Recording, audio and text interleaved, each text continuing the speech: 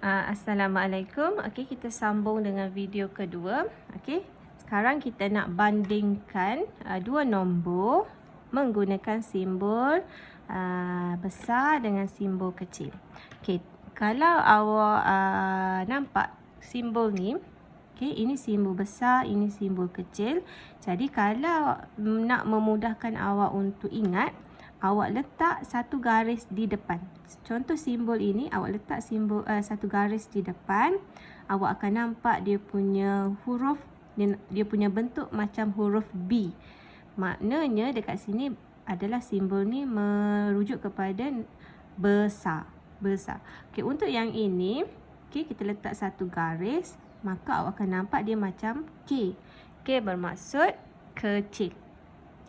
Jadi kita tengok untuk soalan A, okey, 1.14 dengan 1.19.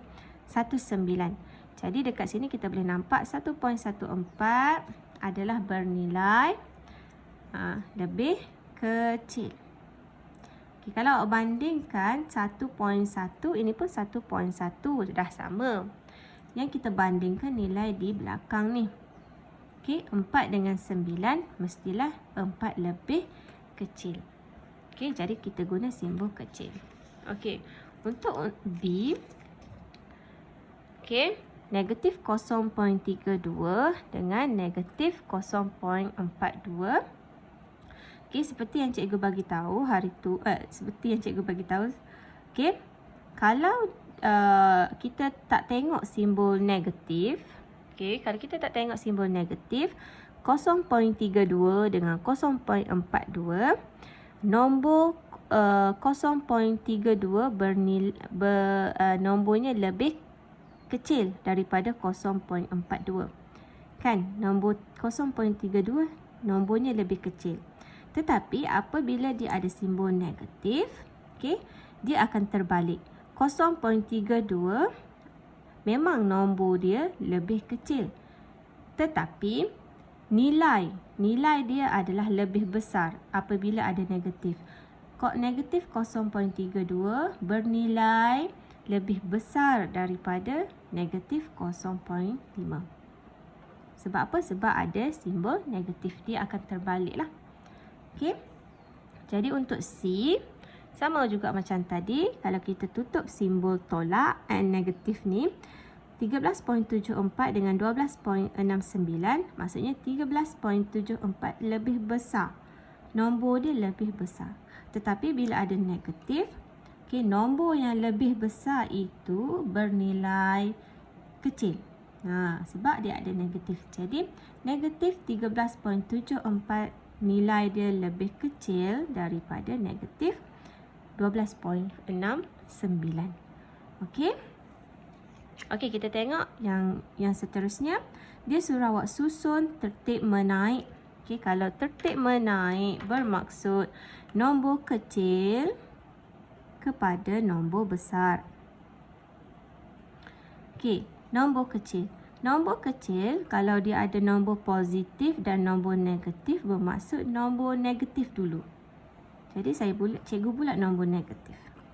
Nombor antara dua nombor negatif ini, yang mana nilai dia lebih kecil? Okay, nilai dia lebih kecil. Kalau tanpa tengok simbol 3.5 yang ni, nombor dia lebih besar. Tetapi kalau kita tengok dia punya simbol, bermaksud 3.5 ini, negatif 3.5 ini nilai dia lebih kecil. Jadi kita susun inilah paling kecil, negatif 3.5. Lepas tu negatif 1.5. Okey. Untuk dua ini macam biasalah, 1.0 dan 2.5. 2.5 adalah nombor paling besar untuk susunan nombor ini. Okey. Okey, tengok yang seterusnya, susun ikut tertib menurun. Kalau tertib menurun bermaksud nombor besar kepada nombor kecil. Okey, nombor besar. Kalau nombor besar bermaksud mestilah yang positif dulu kita ambil kira.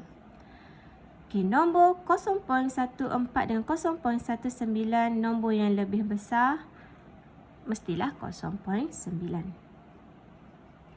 Okey, dan seterusnya 0.14. Okey, sekarang nak ambil kira nombor negatif.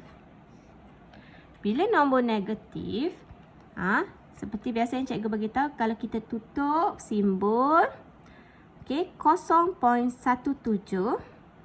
Okey, 0.17 adalah nombor yang paling besar daripada 0.11 0.11 kan. 0.17 nombornya lebih besar daripada 0.11. Tetapi bila ada simbol negatif, bermaksud negatif 0.17 adalah lebih kecil daripada negatif 0.11. Jadi dekat sini bila kita susun, okey, selepas itu barulah 0.17. Okey, ini tertib menurun. Dekat sini kita boleh nampak bahawa negatif 0.17 adalah nombor yang paling kecil. Okey, selepas itu. Okey. Okey, kita tengok contoh yang seterusnya. Okey, kita tengok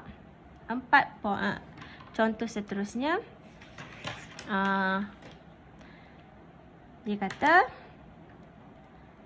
4.21. Okey, ini dia punya soalan. Seperti biasa kita akan ambil kira dia punya dia punya operasi. Okey, dekat sini operasinya adalah tambah dan juga darab. Yang ini bukan operasi, yang ini nombor positif, nombor negatif. Okey, jadi operasi tambah dengan darab. Jadi mestilah kita akan utamakan yang darab dulu. Okey, darab ni dulu. Okey, bila awak darab, okey, negatif darab positif, awak akan dapat negatif. Okey, 1.25 kalau yang ada kalkulator, 1.25 darab dengan 8.2, awak akan dapat 10.25. Jadi negatif 10.25. Okey, yang ini tambah, kita turun. Ini 4.21 pun turun. Bila ada dua simbol yang bertemu, mesti buat bracket, kurungan. Okey, jadi kita kena hapuskan kurungan. Bila nak hapuskan kurungan, positif bertemu negatif, dia akan dapat negatif. Jadi 4.21 salin balik, 10.25 salin balik. Jadi kalau awak tekan kalkulator, jadi jawapan dia adalah negatif 6. Okey, negatif 6.04. Okey, yang itu. Okey, kita tengok kepada B. Inilah jawapan dia. Okey, kita tengok kepada B. Okey, ni dia ada simbol, dia ada kurungan. Seperti biasa, ikut tertib operasi mesti kurungan dulu.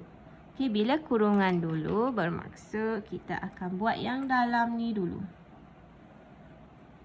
Okey, yang dalam ni dulu. Okey, kalau ada kalkulator, terus tekan kalkulator. Negatif 0.02 tolak dengan 1.6. Kita akan dapat negatif 1.62. Jadi dekat sini negatif 1.62. Ni bahagi. Letak sahaja, turunkan sahaja. Okey, bila ada dua simbol ni bertemu, kita buka kurungan. Jadi macam biasa kita pun tekan 8.91 bahagi. Okey, buka kurungan negatif 1.62. Jadi jawapan kita adalah negatif 5.5. Okey. Okey, itu sahaja. Okey, terima kasih. Assalamualaikum.